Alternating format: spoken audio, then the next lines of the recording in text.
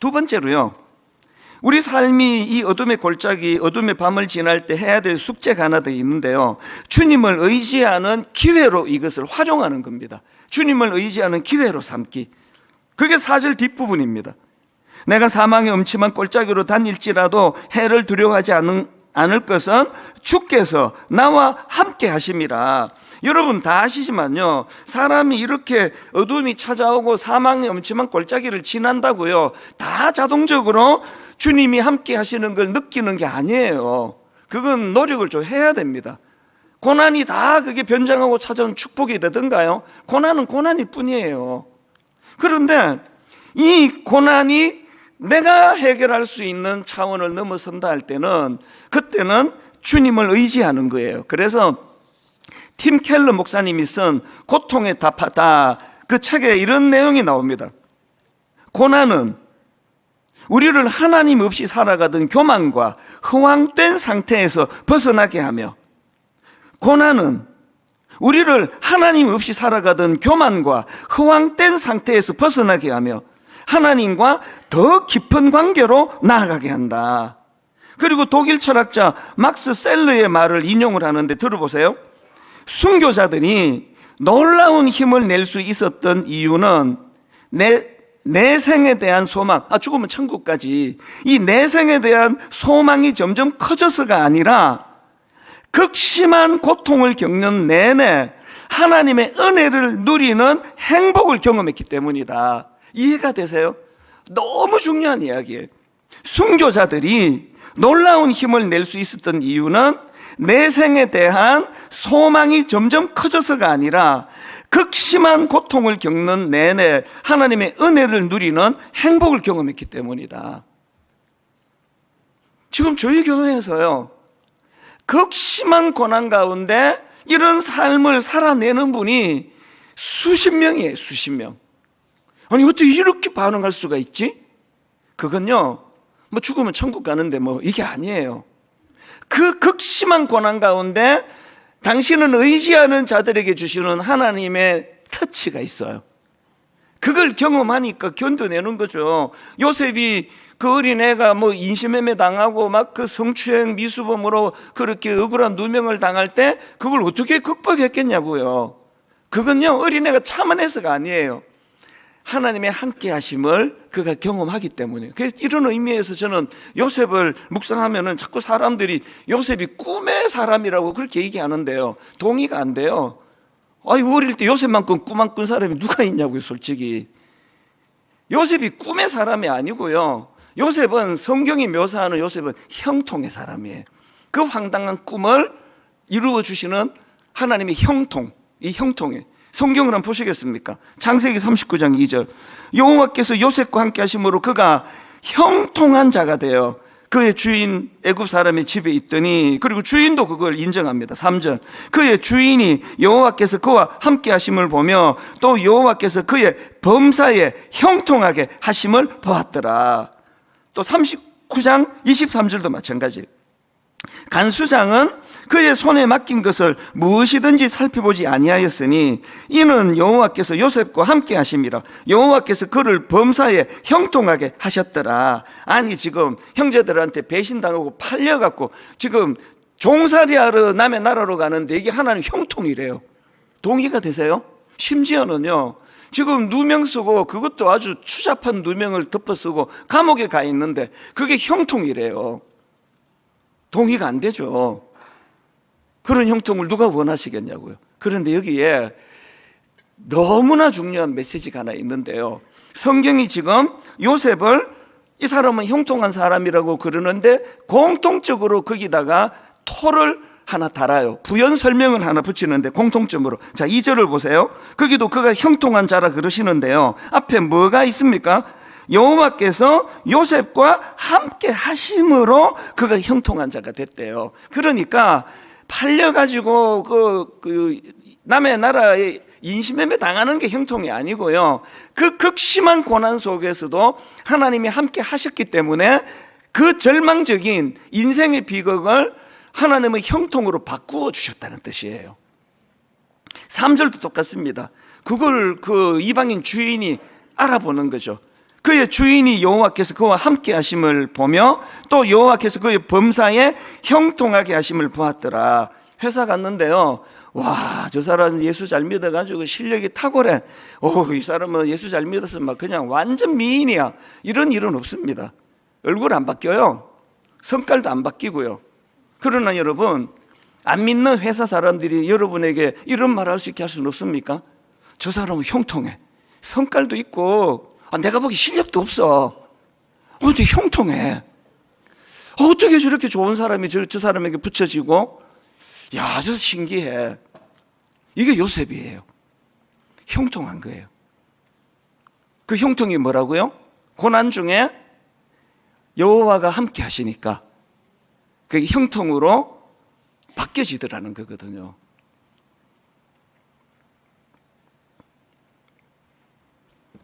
그 어린 요셉이지만요, 그 어린 나이지만 그에게 고난이 왔을 때, 인생의 밤이 찾아왔을 때 요셉은 그 절망적인, 이제는 너무나 자기를 아껴주시던 부모님도 계시지 않고 형제들은 더 이상 생각도 하고 싶지 않고 그런 절망적인 상황에서 이제 그가 취했던 것은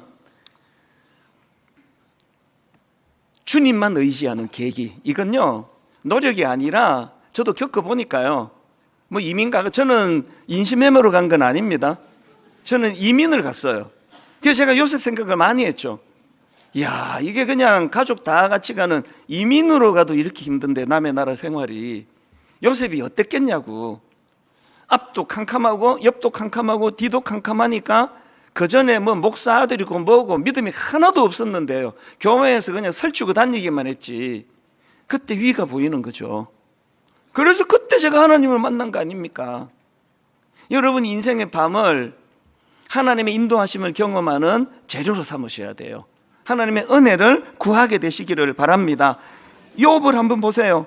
그가 극심한 고난을 그친 다음에 했던 고난 고백 다 아시죠? 욥기 42장 5절이요. 내가 죽게 대하여 귀로 듣기만 하였사오나 이제는 눈으로 주를 배웠나이다. 여러분, 우리 욥처럼 이런 극심한 고통은 아니라 할지라도 누구나 다 고난의 밤이 있잖아요. 누구나 다 낙심이 오잖아요. 누구나 다 자기 자신이 너무나 우울해가지고 약을 먹어야 되는 일이 있잖아요. 기왕에 그런 일을 거칠 때 이게 피할 수 없는 일이라면 이 일을 하나님을 여러분 인생에 개입시키는 재료로 한번 써보시라고요. 그래서 그 고난이 다 끝나고 내가 전에는 교회만 다니기만 했지, 내 목사들이라도 내가 죽게 대하여 귀로 듣기만 하였사오나 고난을 통해 이제는 내가 눈으로 주를 배웠나이다.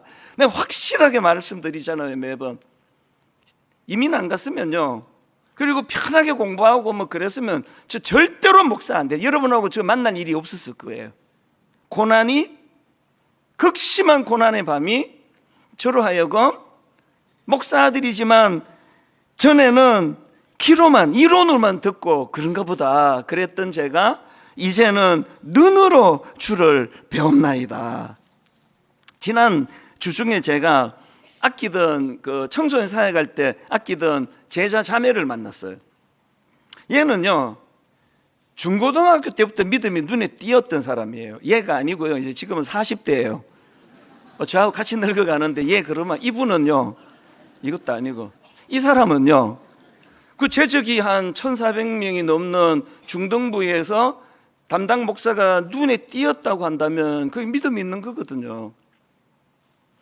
지난주에 만나갖고 제가 또 은혜를 많이 받았습니다. 이 설교를 준비할 때 하나님이 또 이렇게 내 제자를 보내주시는구나. 이 친구가 하는 말이요, 30대 중반에 뇌종양이 왔대요. 아니, 이 30대 중반 그 젊은 나이에, 그래서 이제 듬듬하게 그것을 이제 받으면서 지나갔는데요, 수술 날짜를 받고 수술 이틀 전부터 마음에 공포가 찾아오더래요. 안 그렇겠습니까? 이 뇌종양이 이게 얼마나 위험한 부위잖아요. 이 공포가 막 밀려와서 이틀 동안 잠을 이루지 못했대요. 그 두려움의 상태로 이제 수술실로 들어가는 거예요. 이렇게 누워가지고 이제 수술실로 들어갔잖아요. 그 수술실로 들어가는데 너무 두려우니까 하나님께 기도했대, 자기가. 하나님, 너무나 마음이 불안하고 두려운 이 상황인데, 그렇게 하나님께 기도를 했더니요, 하나님이 뭐라고 응답해 주셨느냐 하니까 놀라운 말씀을 주셨대요. 너 지금 예배 드리러 가는 거다. 이건 또 다른 차원의 예배다. 지금 너는 나와 예배 드리러 가는 것이니 두려워하지 말고 나와 함께 예배 드리러 가자. 그래서 이 친구가 수술실로 들어가면서 막 노래가 나오는 거예요. 예배 드리러 가니까. 근데 이걸 뭐 막 소리 지르며 찬양을 못 부르잖아요, 그 상황이. 그래서 계속 흥얼거렸대, 찬양을. 계속 흥얼거리니까요, 마취하러 가서도 계속 이제 흥얼거리니까 마취과 의사가 되게 신기하게 생각하더래요. 이 사람은 수술 받는데 왜 자꾸 노래를 부르지? 마취하는 의사는 환자로 보이지만 자기는 지금 하나님과 또 다른 차원의 예배를 드리고 있거든요. 그래서 뭐 마취약이 자기를 잠재울 때까지 그렇게 찬양을 부르면서 흥얼거리면서 그렇게 수술을 잘 치렀다는 거예요. 제가요, 이 이야기를 듣다가 잠깐만 이거 녹음 좀 해도 되겠니? 나 이거 우리 성도님한테 꼭 들려주고 싶다. 여러분에게 진짜 들려드리고 싶었어요. 그리고는 수술이 잘 끝나고 지금 다시 복귀해서 참 괜찮은 직장에서 너무나 만족하면서 그런 일이 아무 일도 없었다는 듯이, 적어도 제가 보기에 그렇게 행복하게 또 살아가고 있더라고요. 제가 이 자매와 제 제자와 대화하면서 제가 깨달은 게 있죠. 여러분, 기도는요, 인생의 밤이 올 때 하나님을 개입시키는 도구더라고요. 기도는 내 힘으로는 감당할 수 없는 어떤 일을 만날 때 이 기도는 하나님을 끌어들이는 거예요. 개입시키는 거예요. 그게 기도더라고요. 이게 왜 중요한가 하면은요, 자, 욥기 35장 9절을 보십시오. 세 번 얘기입니다. 사람들은 억압이 심해지면 부르짖고 세력이 있는 자들이 억누르면 누구에게나 구원을 청하면서 울부짖지만 그럼에도 불구하고 그들을 창조하신 하나님께로 돌아가지 않습니다. 어두운 때에도 희망을 주시는 그 창조주 하나님께로 돌아가지 않습니다. 지금 이 말로 하면요, 고난이 찾아오고 어두운 밤이 와도, 그래도 울고 불고 난리가 나도 그래도 하나님 찾지 않습니다. 그 얘기거든요.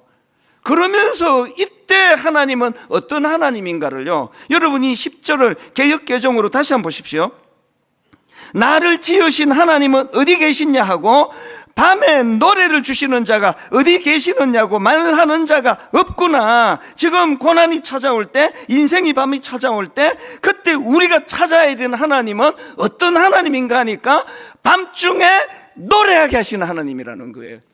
밤중에 노래하게 하시는 하나님. 성경에 보면은요, 하나님이 너무 광대하시기 때문에 그 상황에 따라 강조점이 달라요. 그런데 우리 인생의 밤이 올 때 찾아야 되는 그 하나님은 밤중에 노래하게 하시는 하나님이에요.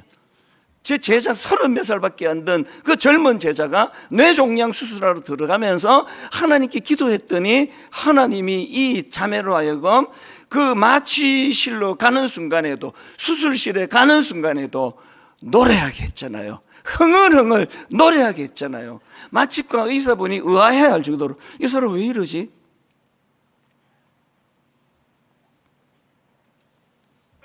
그래서 여러분, 계속 강조하는데요, 아무리 했어도 푸른 풀밭과 쉴만한 물가로 인생이 그렇게 그 길로만 가는 경우는 없습니다. 창조주가 그렇게 만들지 않았습니다. 그래서 4절에 사망의 음침한 골짜기를 통과해야 될 때가 와요. 지나갈 때, 그때는 하나님을 개입시키는 거거든요. 그때 그 하나님은 그런 절망적인 상황에서도 밤중에 노래하게 계신 하나님이에요. 그래서 여러분, 이 찬양, 어려운 일 당할 때 나의 믿음 적으나 의지하는 내 주를 더욱 의지합니다. 세월 지나갈수록 의지할 것뿐일세. 무슨 일을 당해도 예수 의지합니다. 대부분의 사람들은요, 세월 지나갈수록 두려움이 많아져요. 대부분의 사람들은요, 세월 지나갈수록 위축되는 것밖에 없습니다. 저도 그걸 많이 느껴요. 50대 때 느껴보지 못했던 위축감을 요즘에 자주 제가 느껴요. 겉으로는 이렇게 활동적으로 달라진 게 하나도 없지만 세월 지나갈수록 위축감이 찾아와요. 미래가 두려워질 때가 불쑥불쑥 찾아와요. 그런데 여러분, 그럴 때 우리가 밤중에 노래하시는 그 하나님을 의지하면요, 세월 지나갈수록 점점 더 그분을 의지하게 돼요. 무슨 일을 당하든지 예수 그리스도 그분을 의지하게 됩니다. 오늘 이 믿음이 여러분 삶 속에 작동이 되는 은혜가 있기를 바랍니다.